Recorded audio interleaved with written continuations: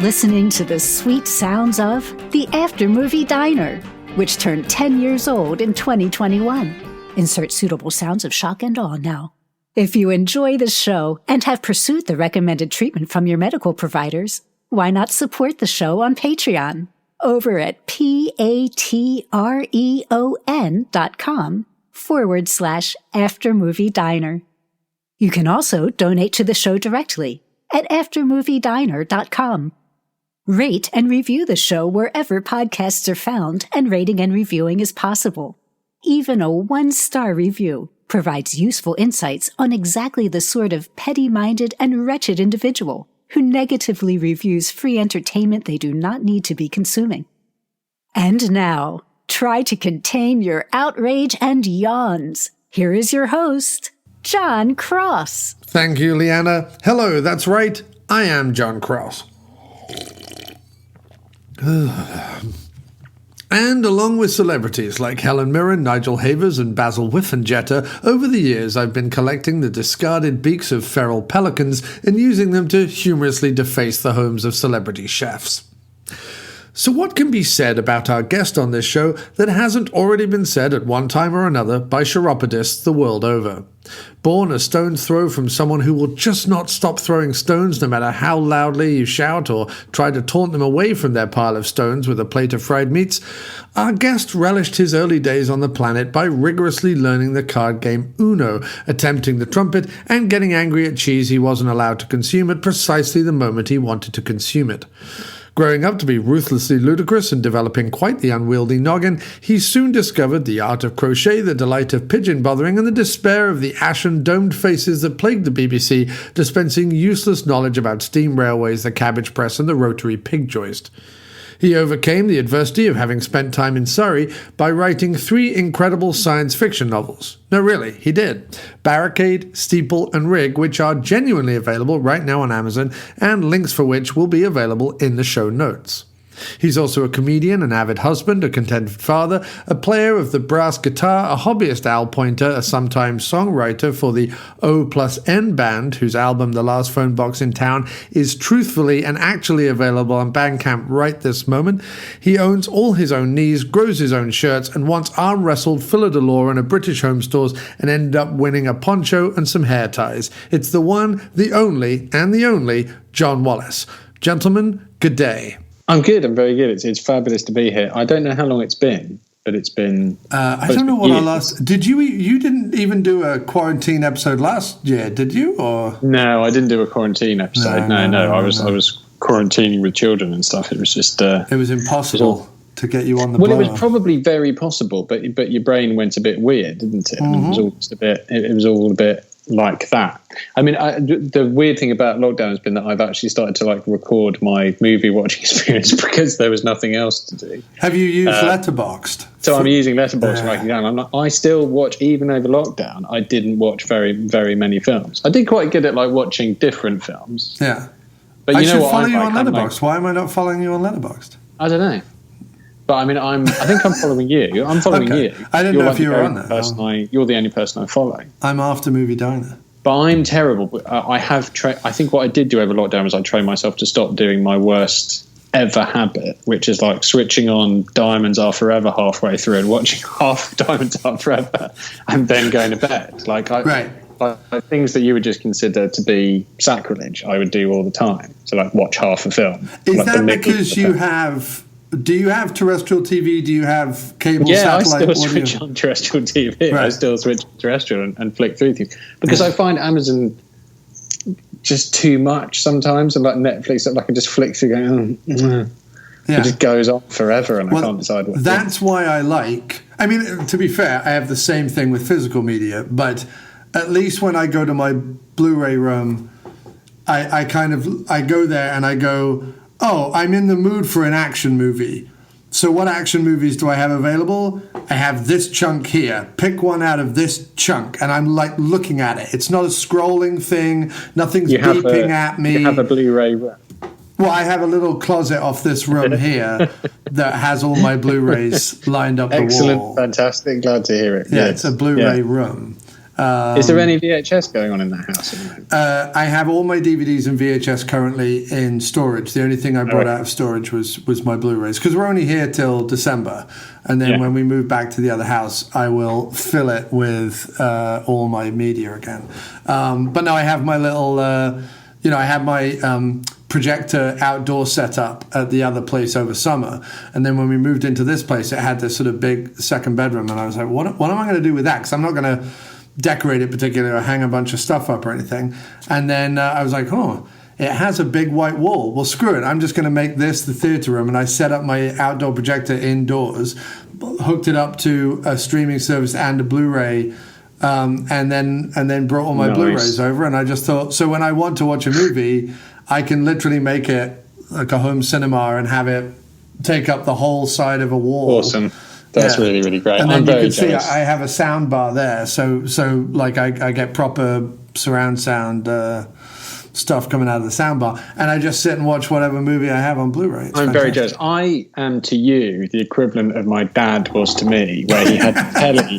He had a telly the size of a postage stamp. Yeah, and said that it was perfectly good, and we'd sit there with him on a Saturday night and squint at football. Well, that's what Jim does. Jim has the smallest television known to humanity. I just mocked him for it when I went round to his house. I realised it was quite bad form, but it was so small. It was so small that it had to be mocked. Yeah, but haven't they got a flat screen now? Didn't they get a? I think maybe they've got a bigger one. I think they went to a bigger one now, but certainly back when I lived on the Upper East Side with Jim, he had the smallest, like CRT DVD combo, which was tiny. But they had a tiny apartment, to be fair, so it wasn't. Yeah. I mean, it is what it is. But no, once you go home projection, even with the projector I have is like $80. It wasn't stupid money. It was like $80. Like, it basically runs on farts and batteries. Like, it's just whirs away or whatever. But like, once you do that, you go, why am I spending $1,000 on a big flat screen TV? Just get somewhere, paint the wall white. The 400 and the Whiff Master 400 and watch whatever I want on Blu-ray, which is kind of where I'm headed. Is the more comfortable I can make lockdown, the less likely it is that I emerge back into society. Yeah, absolutely. Yeah.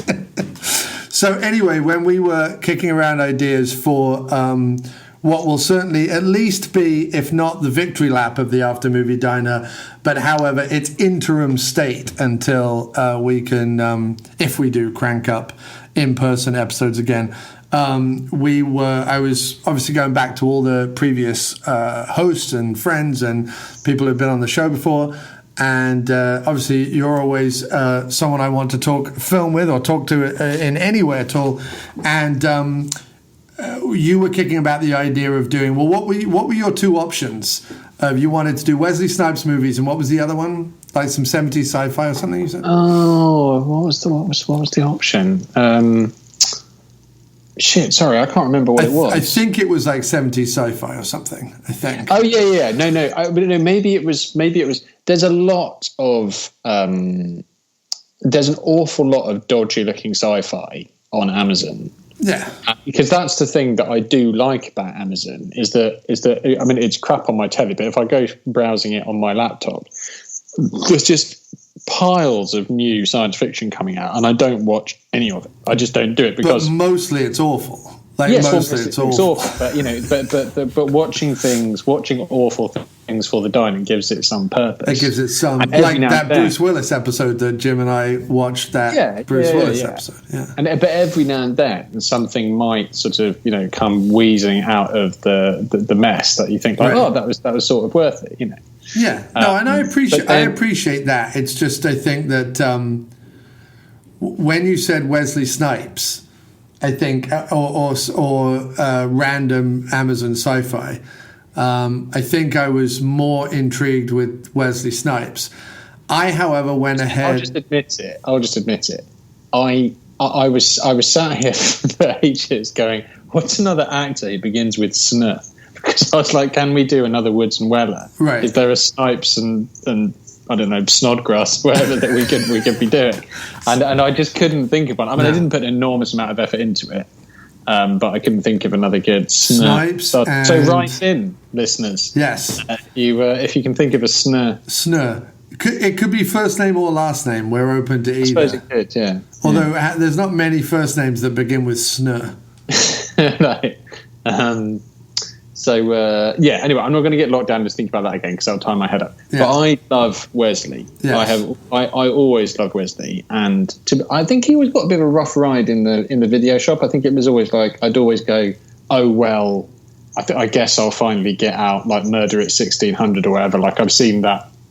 I've reached for it 6 times on the video shelf. Yeah, he had, what were his big ones in the video store? It was like Rising Sun with Connery. I love Rising Sun. Was a big Even one. though it's stupid in 100 different ways. Yeah. I love Rising Sun. Sean Connery being for some reason I like, a Sinophile Scott weirdo. It just really does it for me. I love Money Train, right? What was it? White Men Can't Jump and Money Train were the other two, right? There were big kind of video rentals back in the day. I always thought Money Train is like the shit White Men Can't Jump. I mean, I don't think I even ever saw it. That's why I'm kind of keen on Snipes, is that not only did he do loads of 90s movies that I haven't seen, but he's also done a huge amount of films after like being in prison for tax or whatever. Yeah. Like, he did like a load of extremely weird films after that. Well, I would definitely do a whole series of Snipes films with you, even after the initial.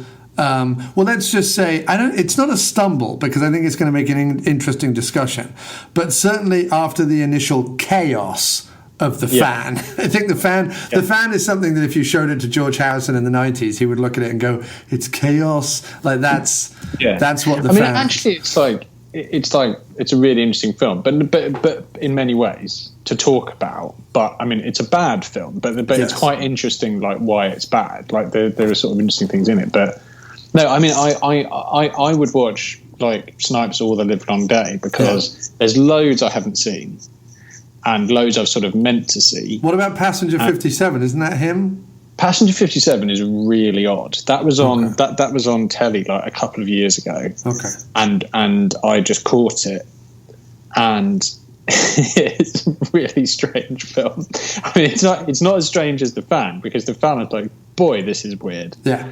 That's pretty strange. Murder at 1600. I seem to remember quite enjoying Murder at 1600. Is it 16 or 15? I don't know. I know. Well, we can definitely watch and talk about all of these because I have to say, of all the kind of 90s action heroes, I've probably watched Snipes the least in recent years. I mean, obviously, I've seen White Men Can't Jump and Money Train and some of the ones back in the day, but I have not watched much Snipes since.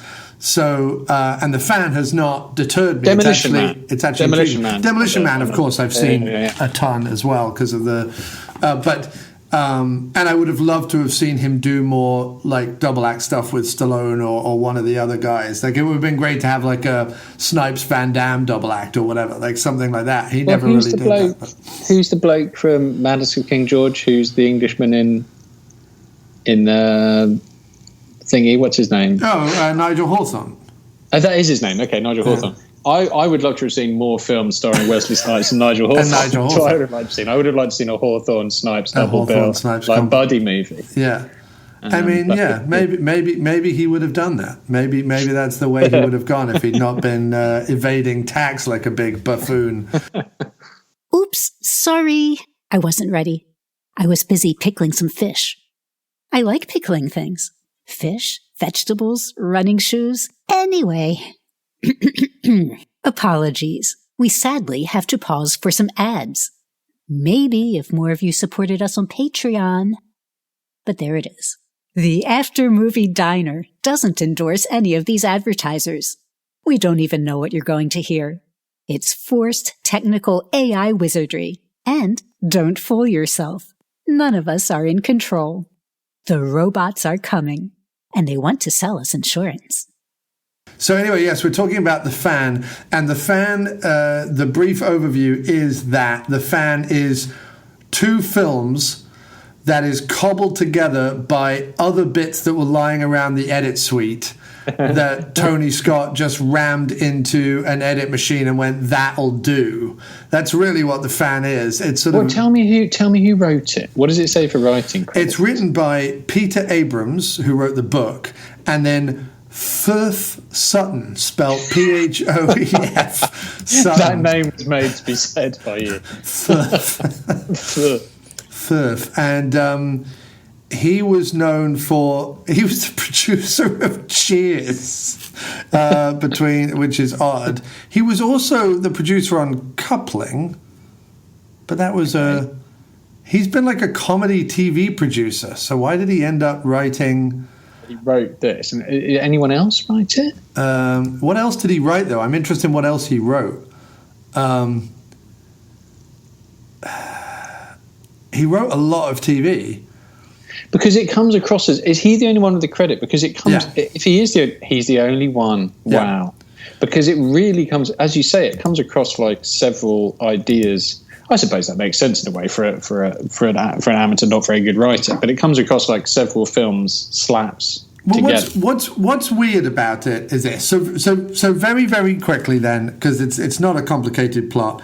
De Niro plays a knife salesman, which is such a convoluted, fucking hackneyed random way to be like, well, why would this like buttoned down, stressed out, middle-aged man have knives? Oh, well, let's make him a knife salesman. I mean, in America, you don't need an excuse to have knives. Like, if the character just had knives, you'd be like, oh, he's a guy who has knives. But in this, he has to be a knife salesman.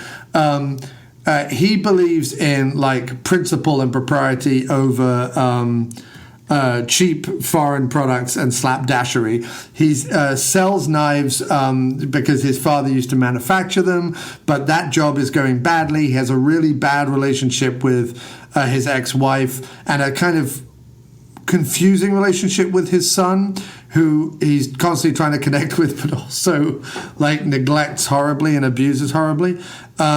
He is the biggest fan of the Giants baseball team in San Francisco, and Wesley Snipes is a very well-known, super popular baseball hitter who has sort of bounced around several different teams, getting really huge batting averages every year, and then finally gets traded to the Giants for a record $40 million.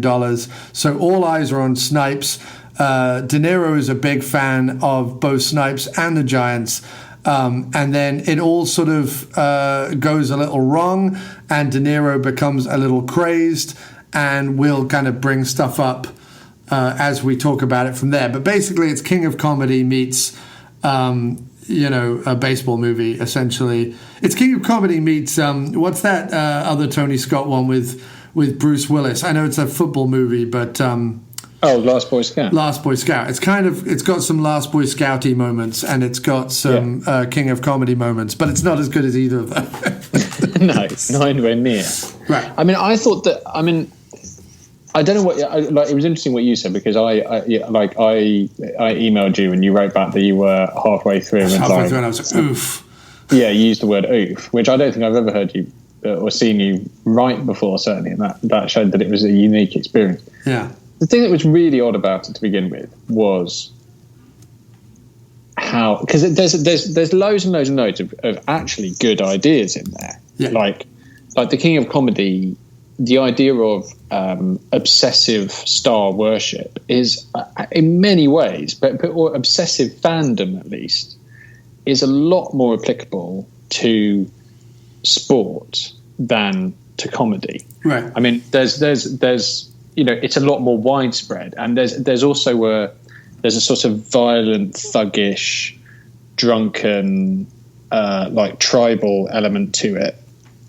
On the terraces and all that sort of thing. Yeah. Which so the story, even though the King of Comedy has been made, and even though everything you do after that is going to be compared to the King of Comedy, if it's a story about obsessive fans, and even though you then like quadruple down on that by casting Robert De Niro, and it's actually bad casting is the other thing. I don't know what you thought, but I was like, he's completely wrong for this. It gets better later on. I did like he's him completely wrong. I did like him George Costanzaing through his life, like knocking people over.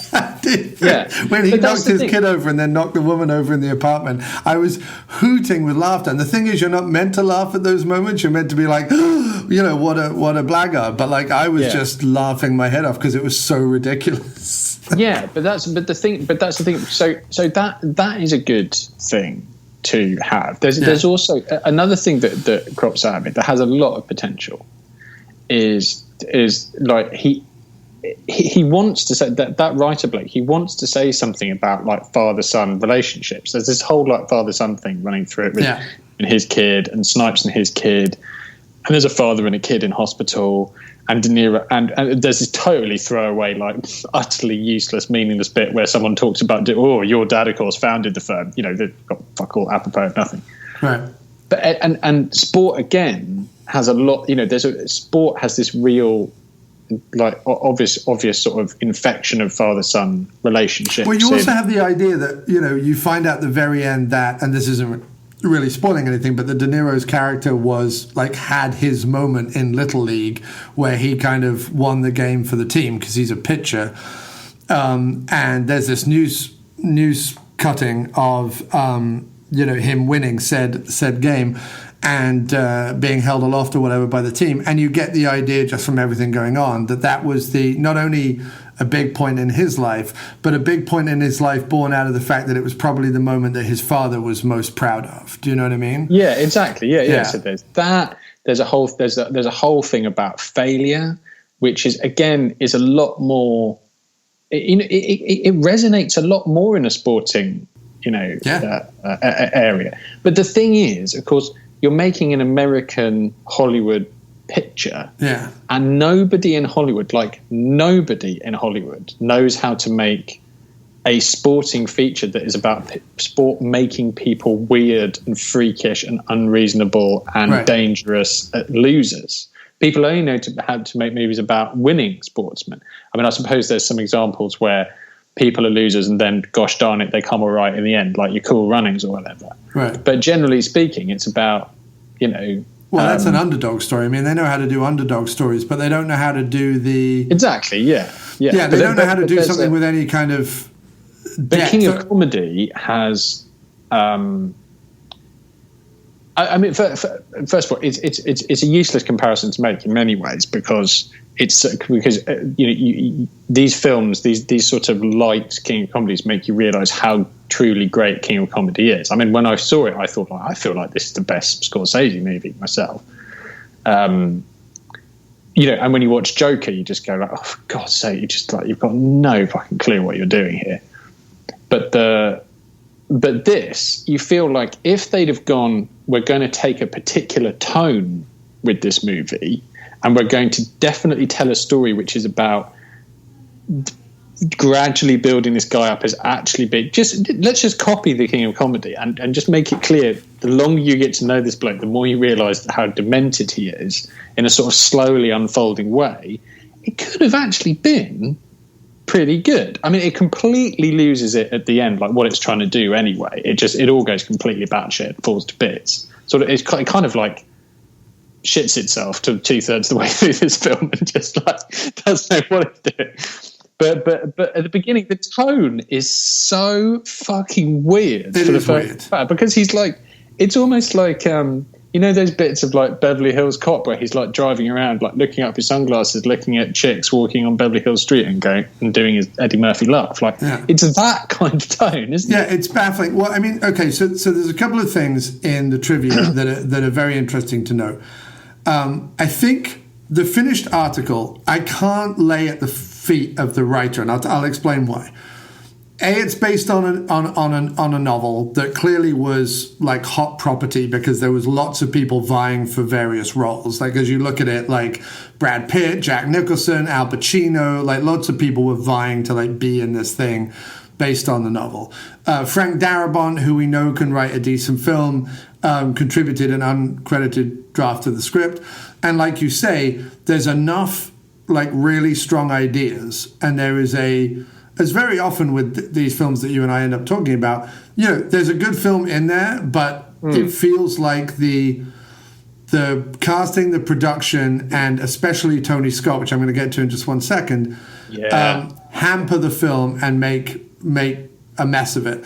One of the reasons, very interestingly, I think, is that Tony Scott was apparently signed on to direct Enemy of the State already when he went into pre-production on this, and used this film as a guinea pig for like visual techniques rather than actually thinking about how do I tell this story.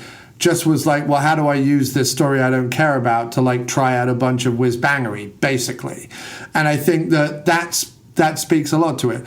I also think that something, and I'm not reading anything in here, he turned down the offer to direct the movie twice, as he disliked the script and had no interest in baseball, and only changed his mind after Robert De Niro signed on. But no, in general, it feels, despite being 2 hours long, it feels very undershot, because there's a whole series of things where you can see it being built in the edit suite. There's whole vast montages that use clips from previous scenes to try and elongate the movie in some weird way, or kind of, it's almost like they watched the first cut of the movie and went, oh really? I didn't notice that. Yeah, it's almost like they watch the first cut of the movie and go, well, we need more of De Niro screaming at people from the stands of baseball. And I was like, but you don't. And what's funny is the biggest failing of the movie is the first hour of the film, which regardless of who he is and what he is doing, it relentlessly follows De Niro and tries to establish all these aspects of De Niro's character, all of which that could have been established quicker, better, and with more, just with more thought and panache and concise ideas. Less bloody awful music as well. There's just this endless soundtrack. There's endless music. Bombarding you with like really, really crap music. It's awful. Where you think like this is a classic case of like someone is watching this without this music and going, oh, this is not working. Yeah. And doesn't have doesn't think he's got the performances or the moments or the beats to actually work without loads of fucking music. So what happens is they're trying to like build up Bobby De Niro as like, basically a sort of more nasty Rupert Pupkin. Right.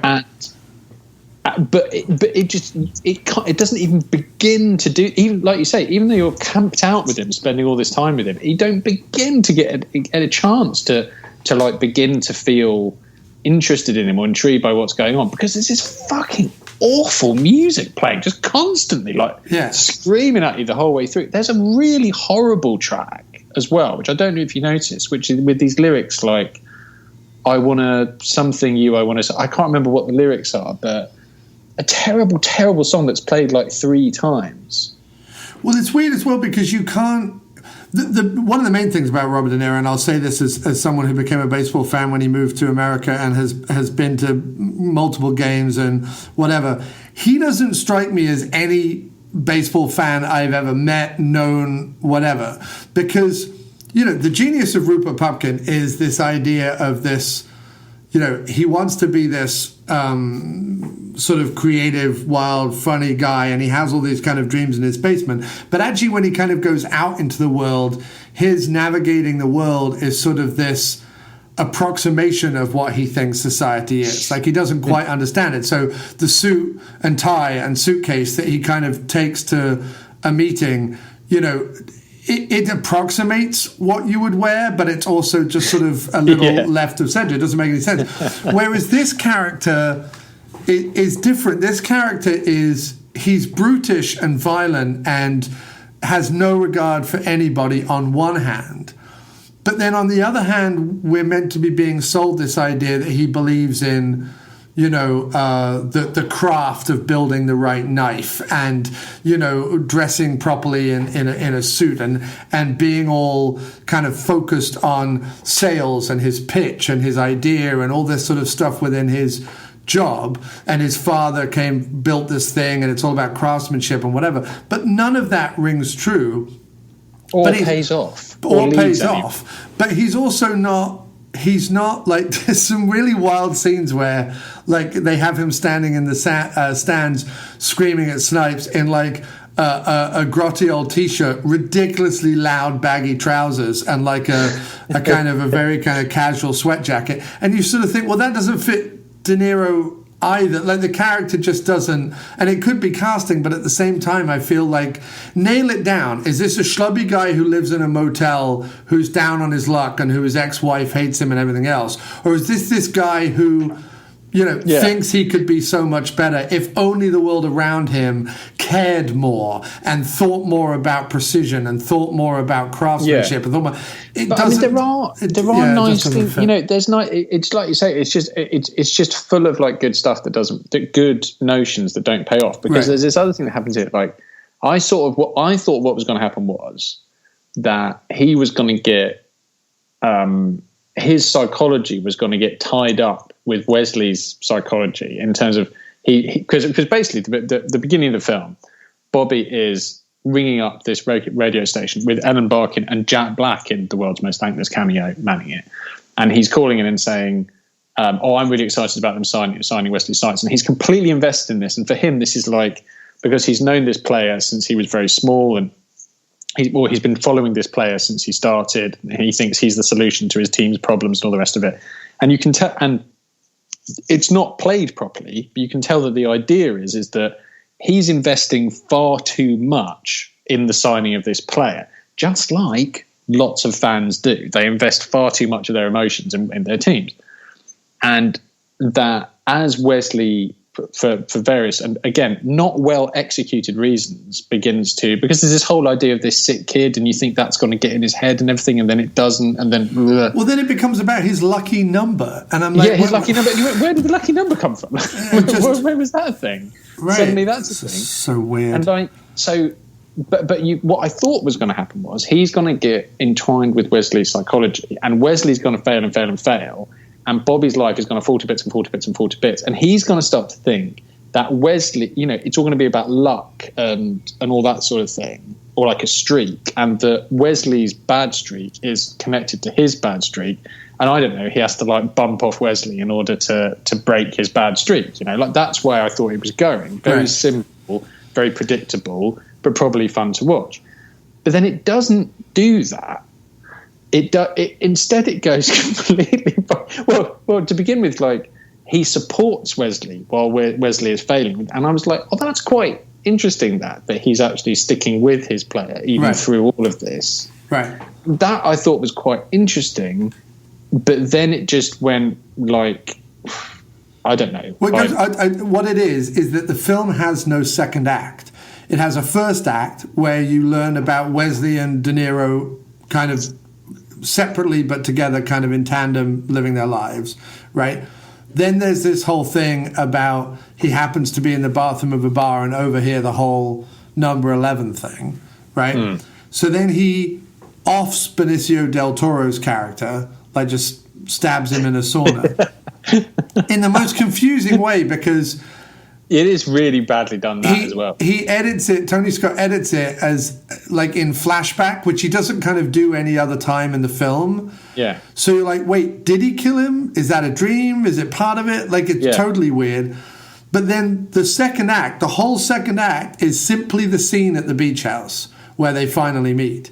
So there's literally a switch in the middle of the movie, which is that scene in the beach house. And instead of it being like a gradual thing, where, he meets Snipes and like maybe it's a little bit fulfilling, but maybe it's a little bit unfulfilling, and maybe they have a bit of banter or whatever. But it literally goes from him pretending at the beginning of the scene to not really care about baseball and not even know who Wesley Snipes is, to 30 seconds later being like, not only do I know who you are, but I've stolen some of your clothes, and now I'm going to kidnap your kid. And it just goes in like 11 minutes. Right. Like, he kidnaps his kid. Like, it's like you say, you're like, and to be honest, I was almost I'm thankful because I was like, yes, exactly. Yeah. I was relieved that I wasn't going to be put through like 25 minutes of them like, oh God, now I've got to go through all that. Right. Well, because the other thing is the pacing and the timing. I'm glad to hear you say that because I was like, phew, even though this is a really shit thing to do, I'm pleased I don't have to put up with the whole. No, but if you notice, Tony Scott is so doesn't care about this film in any way at all that it literally this is the sequence is there's a nice-ish sequence on the beach of him pitching to Wesley Snipes where he basically reveals that he's a lunatic, and Wesley in his best way is like, well, thank you, this is a nice game, thank you very much, and like runs back into the house, right? And then De Niro just goes. Then it jump cuts to Wesley Snipes cleaning his teeth. Yeah. Then Wesley Snipes goes, oh wait, where's my kid? While cleaning his teeth. Runs around the house with a toothbrush in his mouth. Then it cuts to De Niro driving down the road in his Humvee with the kid in the back. Yeah. And the kid seems totally fine with it. And the dog. He takes the Rottweiler. There's a massive, massive Rottweiler.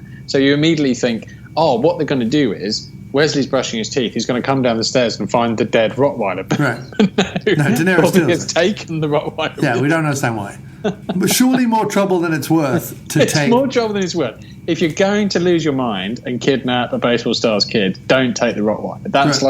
That's that's kidnap 101. Well, especially because you completely forget about it as we enter the end of the third act. It all becomes about the kid, and at no point are you like, well, where's the dog? Yeah, and you're like... I mean, not that you're meant to give a shit, but it's I so don't weird. care about this kid. And it's not, obviously, a couple of things do come through. And I have to say, the fact is that, when you have a kid, I mean, perhaps it doesn't happen to other people, but it has made me like stupid about this sort of thing. So it may not have resonated with you at all.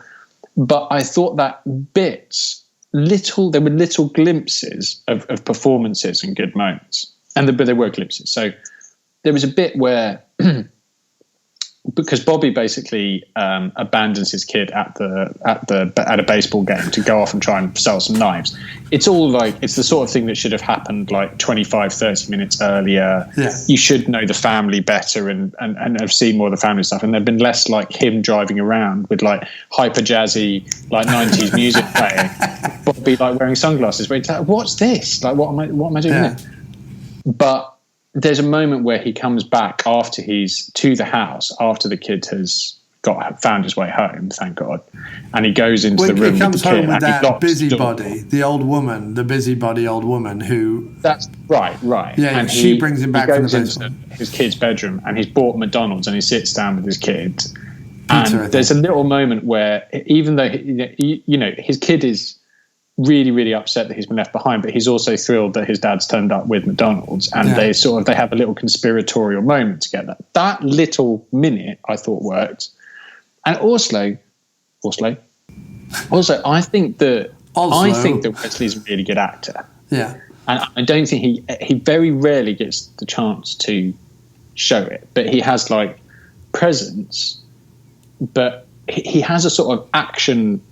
I think he has like an action man physique and presence, but I think he's able to do. I think he's got range, and I think the bit where, like you say, that bit on the beach where they're playing baseball, I believed that Wesley was scared of him, even though it was all being quite badly executed. Yeah. I believed Wesley's performance, and I think he's good, Wesley. Yeah. Well, the thing that was lacking from this film completely, and this is again laying squarely at Tony Scott's feet, is a complete lack of subtlety, meaning that everything is overwrought.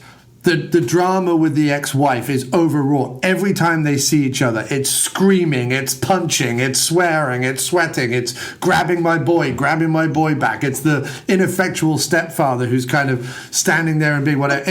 Everything is just overwrought. And it means that when stuff that should really hit, like him in the base, like he runs to catch a home run at the baseball game with his son, and literally, steps onto his son and elbows his son out the way, just like George Costanza does in the episode of Seinfeld when there's a fire at a kid's party and he barges the old woman out the way, right? And De Niro, unless De Niro is doing subtle, De Niro cannot do like overwrought, because I remember there's even bits in Cape Fear where it's laughable. It's a little laughable when he goes too much. You know what I mean? When he goes too big, it's just a little laughable. It's not as menacing as when he's. You know, you look at Taxi Driver and you look at King of Comedy as my two favorite performances of his of all time. And it's all in the subtleties. It's all in the understated moments. It's all in the little. He's not good at when you see De Niro with his mouth when it turns down and it looks like a cartoon clown. It looks like a Far Side cartoon's mouth. Do you know what I mean? When it turns down and he gets all ridiculous. Whenever I see that, I just laugh. Like whenever I see that, and he does that so much in this movie. But then equally, that scene you're talking about where. He comes into the house and he sees the busybody lady who's clearly brought the kid home, and he sees his ex-wife there, and he hears his son out the back, and he just barges his ex-wife out the way, goes running into the back room and stuff. It's not. First of all, it's not how it happens, right? Even having. Been in some domestic situations when I was a kid and witnessed some of those things. Yeah, well, I remember you saying that. It's not like that. You said you used to tell me that. Well, you didn't used to tell me, but I remember you saying after seeing it that's why you found Husbands and Wives so powerful. Yeah, was because of the scenes of like parental strife. You were like, well, because it's not that there aren't violent outbursts. There can be violent outbursts. But the real fear is in the tensions in the room, either before or after those outbursts. And none of that is given any None of that is given any room at all in this. There's no tension whatsoever. It's not just that he fails to build tension. He also has there's a sit that he bungs it. Benicio gets no lines. Like he must have 6 lines in the entire film. Right. And instead, what he gets is there's a montage of Benicio doing well that literally has Gypsy Kings playing. It's so racist. It's so just fucking. The most It's so. I'm sorry, but even in the 1990s, that is the most ridiculously ham-fisted thing to do. Yeah, and I think that's something that's important to say is that he's literally playing and it's remarkable because John Leguizamo or whatever is in the movie as well. Very bad, isn't it? But Benicio is literally playing the token Hispanic player, and in the lead up to his montage, he's referred to as all sorts of racist and or generic slurs towards Mexicans and Hispanics, and then in the and then during the montage, like you say, you've got blah, blah, blah, blah, blah, blah, like this ridiculous Gypsy Kings music. It's just it's one of those things where it just tips over into laughable because it's so ill-judged and offensive that it is just sort of laughable. But I think that's the thing that I think is most compelling about it, but also the most strange, because you do have Robert De Niro with you, is that he obviously, as you say, Tony obviously did not give much of a shit about this. There's it opens up and there's this orange, very Tony orange lighting. It's all orange, and or blue.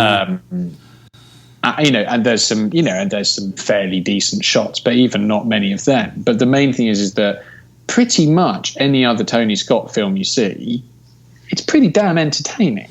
Well, it is, because they're normally high concept. You don't come away from them going, what a fucking mess that was. You might go away thinking, like a Runaway Train, well, that was about the least challenging thing I've ever seen in my life. Unstoppable, you mean? Unstoppable. Yeah. But you will think that was damn entertaining. Yes, I loved Unstoppable. It's particularly after, if I'd been watching this, again, not for the After Movie Diner, back in 1999 or whatever, having finally got it out from Star Video, I probably would have switched this sucker off after about 40 minutes going, I can't be doing with this. Well, that's my thing, is the only way I would ever recommend you watch this movie is just know that after the first hour, the second hour is at least exciting. It's as utterly hollow, pointless, and messy as the first hour, but it's at least exciting. There's less scenes of De Niro turning up to an office only to find out that the guy isn't there, and then debating his calendar for 25 minutes with a woman behind the counter. But do you know what I mean? I mean, that's the thing someone who gives half of a shit about what they're doing, right, rearranges that stuff and goes like, oh yeah, I'm not quite, because what they're trying to establish is, because what should have been happening is, for the first 45 minutes or 50 minutes, you should have seen a little bit of him at work, and they shouldn't have done what this film does, which bellows at you, he sells knives. You don't need this sort of thing delivered at you. Right. Like, just a little bit of him at work, and then you should have seen little bits of him in the without the fucking music, like little bits of him in the terraces doing that slightly unhinged yelling thing, because that's a really good cue as to what his mental state is like, is that he's one of these people who thinks that he's heard in a crowd of hundreds of thousands. He's talking to a player and everything. Come on, Bobby, and just doing it like just turning up a tiny little bit, just to give us a gradual impression as we get to know him for the first half an hour, not fucking hour, first half an hour, that he's not quite right. Well, it's also weird, because now I think about it, when I think about like all the scenes we saw of him going to work, and I think about that scene where he's standing in the security room with the manager of the sports outdoors shop or whatever, and the manager is just staring at boobs on the security camera while Bobby's trying to sell him these knives and things, and then he finally loses it and so on. And then when he finds out later on that Rayburn, Wesley Snipes' character, only started hitting well again once he stopped caring, there's this idea that runs through the whole thing that the only person who cares in the world is Robert De Niro's character, right, Gil. And that's interesting. That's an interesting thing to look at. Again, the movie doesn't service that at all in any way that you could follow it, unless you were going to discuss it like we are. But there is this idea that the only person who cares in the world about anything is this guy, and everyone else, his boss doesn't care about cheap knives from China. neither do the audience. Right? Neither do it. His wife doesn't care about his kid in the way that he does. Nobody cares about his kid in baseball the way that he does. Nobody cares about baseball the way that he does. Nobody cares about Bobby Rayburn the way that he does, etc. Not even Bobby Rayburn, etc., etc., etc. The trouble is then you're basically saying that the only way to be successful is really if you don't give a shit at all, and if you do care too much, you're going to end up stabbing people in saunas and kidnapping children. And weirdly, as someone who is a little plagued with the, I don't know why I care so much about this thing, but I do kind of care a lot about this thing. I do have that as part of my personality. That is a bit true about the world. Like, the less you care, the more shit tends to go your way.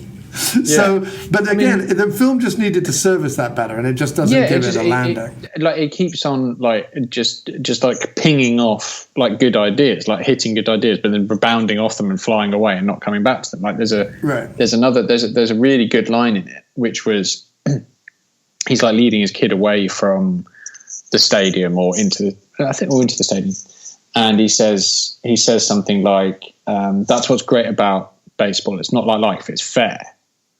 And I get that, it's a classic. It's actually it's a totally classic writer's thing to do, which is you've actually got two things that you sort of you've written it and you haven't thought about it enough, and you've not gone back over it and figured out that actually there's this idea over here about things being fair, and this idea you were talking about over here about things being perfect, and they're actually quite different. They're sort of two different things.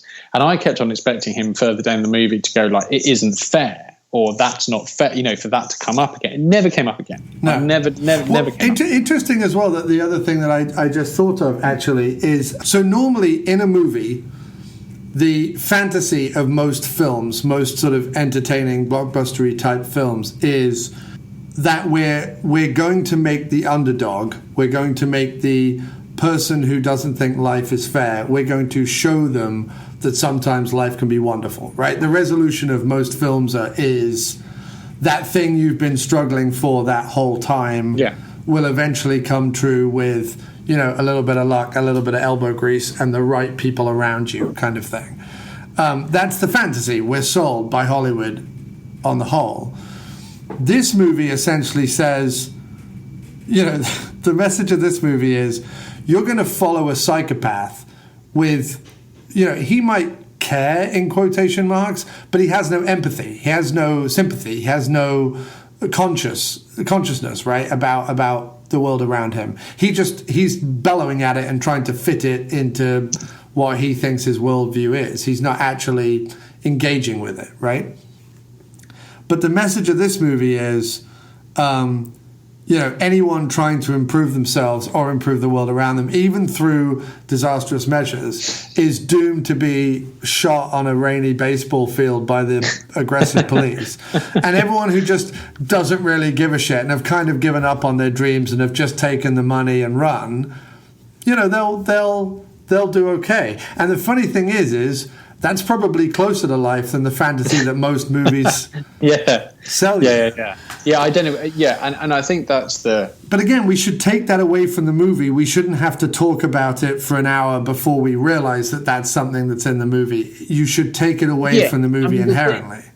The thing you do realize, as I said, it's just like you say. I think if you're watching this film, you need to sort of have a magazine or something for like the first 50 minutes to turn to when there's another turgid I'll catch you up. Baseball player down on his luck, and De Niro sells knives, has a child, is estranged from his ex-wife, and has lost his job. Thing. But the thing that comes out is that I think Wesley is very, very poorly served by the film, and he does very well with very little. Yeah, because I don't know what you're supposed to, just as you say, I think that's the thing, which you're so sort of relieved that it's done, because it's been sort of interesting and stuff, but you are kind of relieved that the movie's over. Yeah.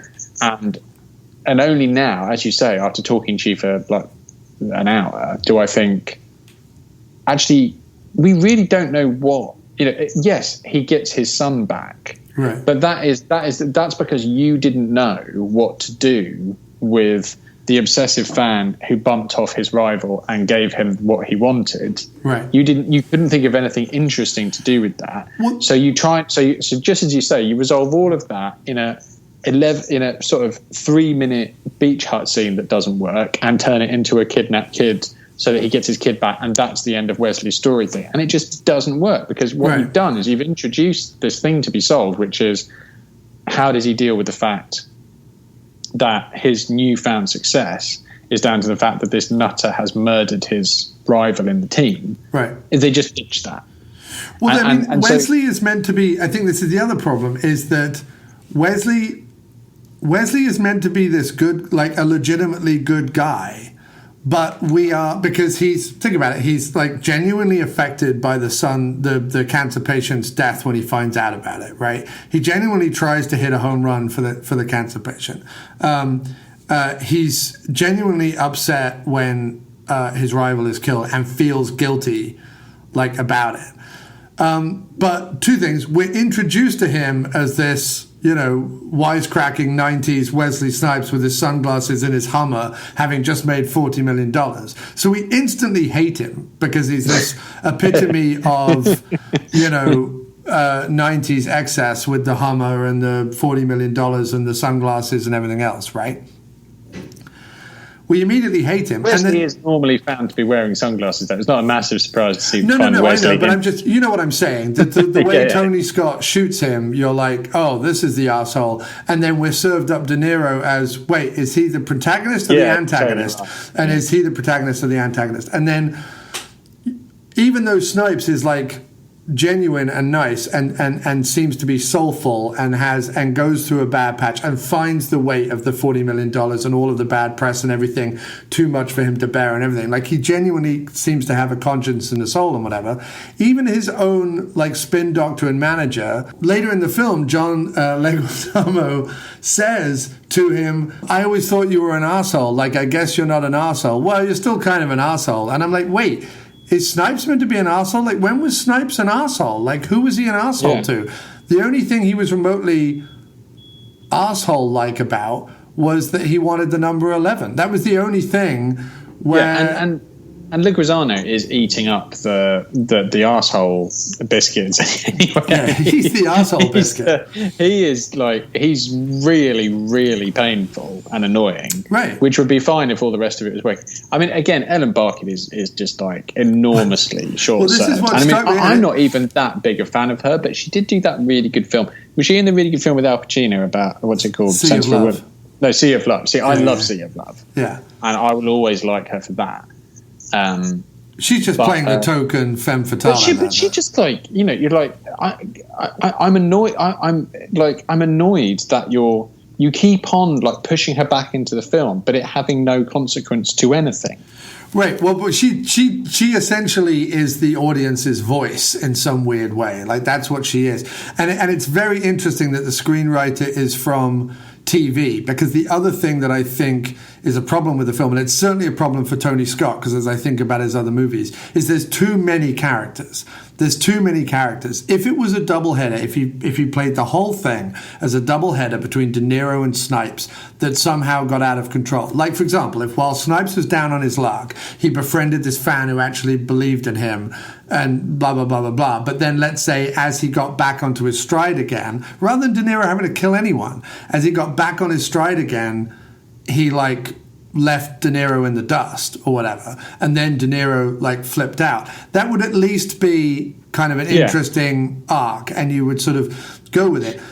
Tony Scott, if you look at all his other films, loves films in which two main characters navigate chaos, whatever that is, whether it's Top Gun or whether it's Enemy of the State, whether it's Last Boy Scout, whatever. It's two people who are very clearly written, who have very clear character arcs to go on, and then a bunch of other, like, noise and fury signifying nothing.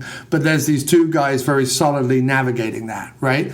The problem with this one is that De Niro and Wesley only come together for that one scene. The rest of the time, they're separated by everything. They're separated by all this other stuff. And then along with it, there's all these other characters that Tony Scott has no interest in whatsoever that have to weirdly be paid lip service, whether it's Ellen Barkin, whether it's John Leguizamo, whether it's Benicio del Toro, or whoever it is, whether it's, like, his ex-wife and the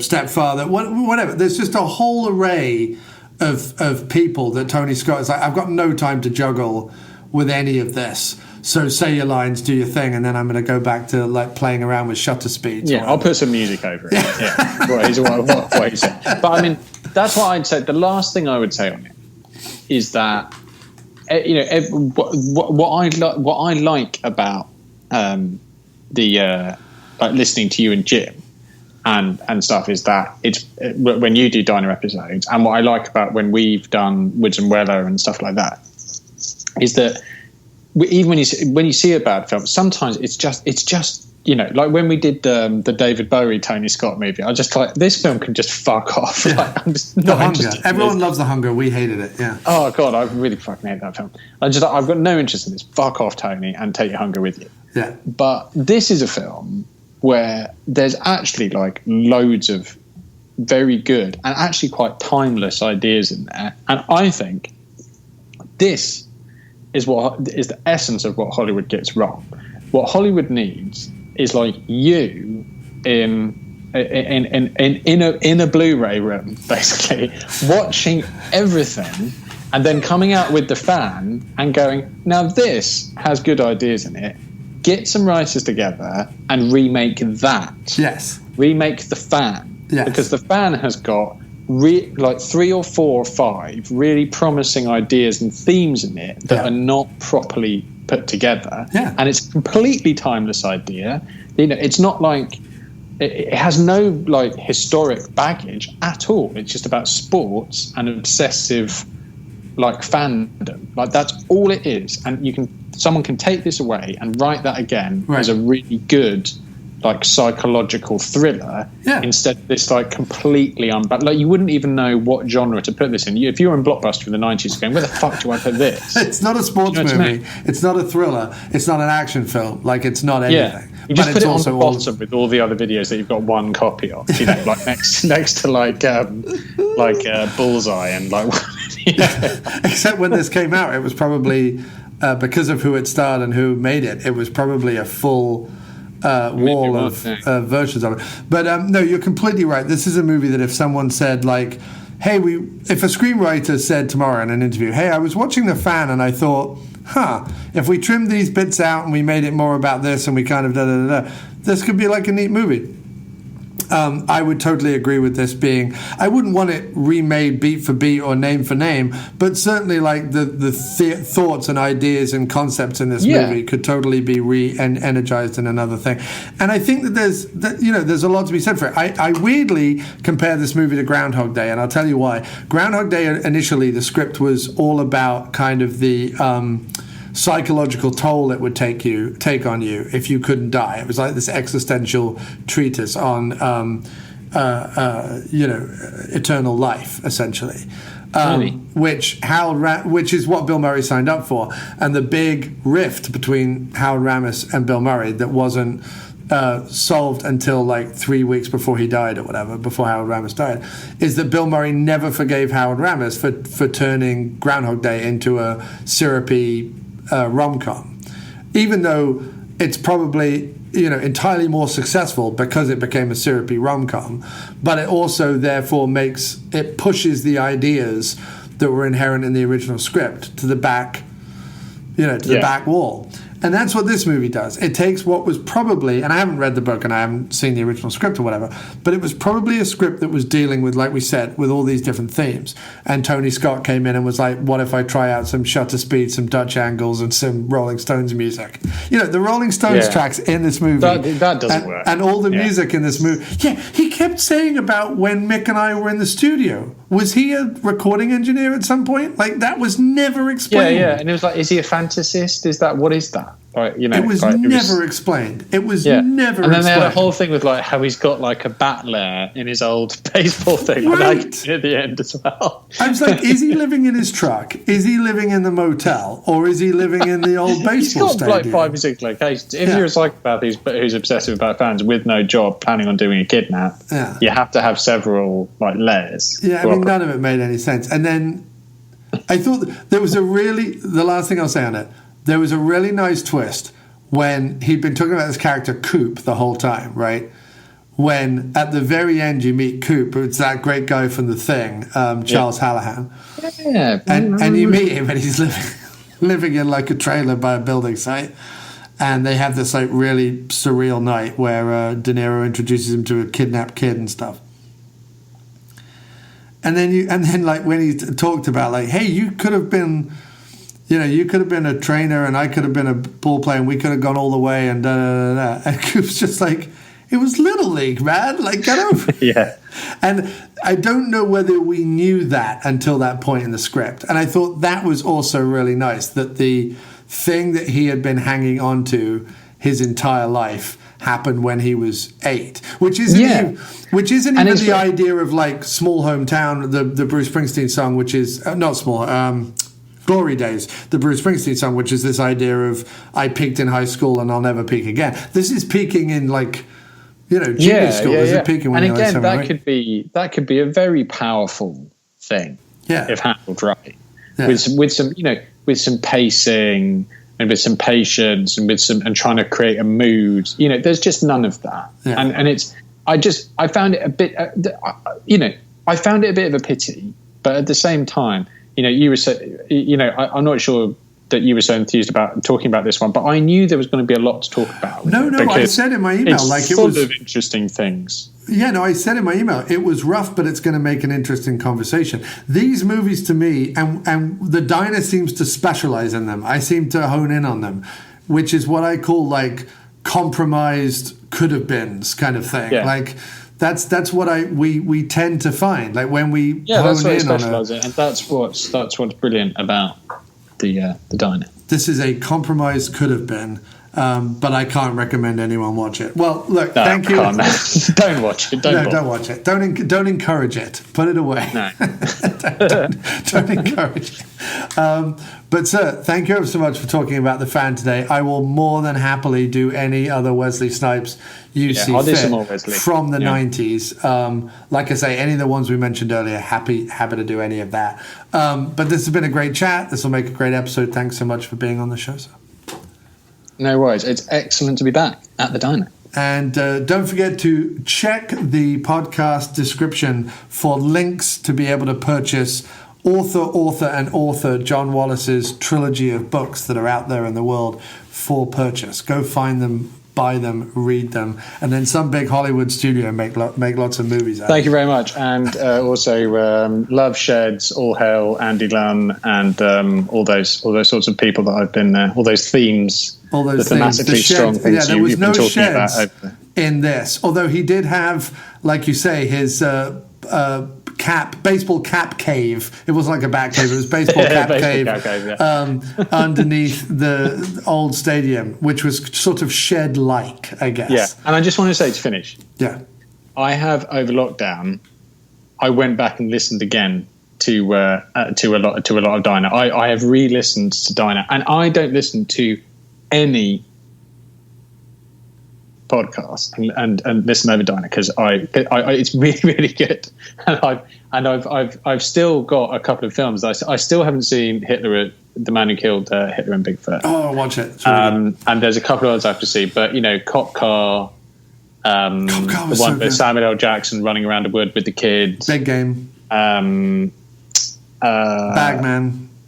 The Trust. Yeah, the Trust. These are all these are all gems. They're gems. And then I really, really enjoy. Oh yeah, and I still want to see the one that you talk about. I've just added it to my list the other day with the woman. They're like a satanic cult chase a woman around. Like it was a horror movie. Satanic Panic. No, it wasn't Satanic Panic. You talked about Satanic Panic, but it wasn't that. It was called something else, and you saw it with Jim. I can't remember what it was called now. But yeah, I've been listening again to the Diner, and the Diner has genuinely really, really helped get me through lockdown in the time I've been away. So it's a pleasure to come back and do an episode, man. Well, you are very welcome, and thank you for those kind words. And let's at least enjoy what time we have left. It may continue, it may not. Who knows what the future holds? But I'm certainly enjoying doing this for now, and we'll see. Excellent. All right, okay, man. Take care, man. Lovely to talk to you, and let's talk properly next week sometime. Okay, cool, dude. Cool. Yes. We've come to the end of the show. That wasn't so bad, was it? You can move forward now with the confidence that you are a survivor. To play us out, here's some new music by Miscellaneous Plumbing Fixtures, which you can find on Bandcamp, Spotify, and wherever music is found. Even TikTok, which we don't understand. We're old and find your childish, vain pursuits confusing. Good night.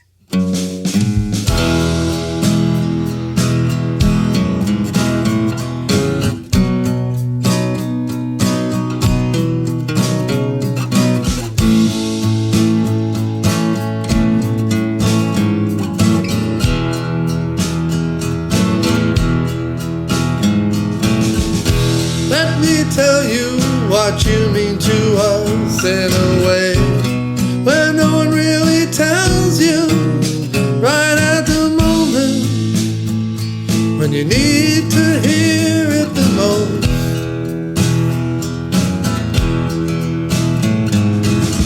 Let me break the part of you you didn't know you really needed till it was gone, till it was gone.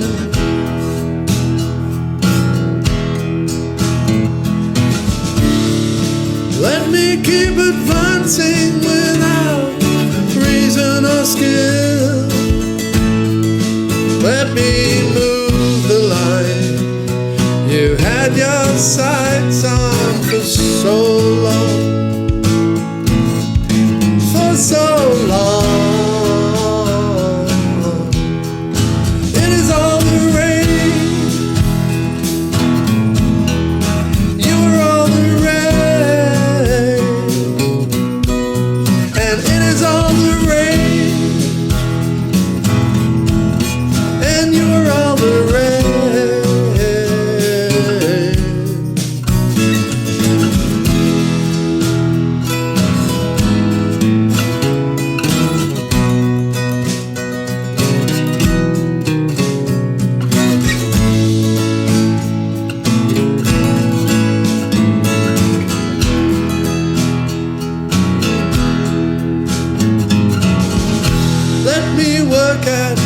finding everything you want. Right at the moment when there's no way for you to afford it. Let me power through, aimless and aggressive, handouts and incentives galore, incentives galore. Let me keep my fingers crossed. You keep doing what you're doing without intention to ever reward it. Let me think you're all replaceable if any of you ever realize what there is behind the door. It is all the rage. It is all the rage. And you're all the rage.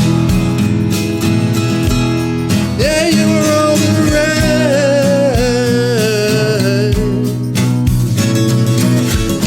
On the outside appear calm while frantically diffusing the bomb that's ticking away. Surely someone will build a machine that will fix all of this one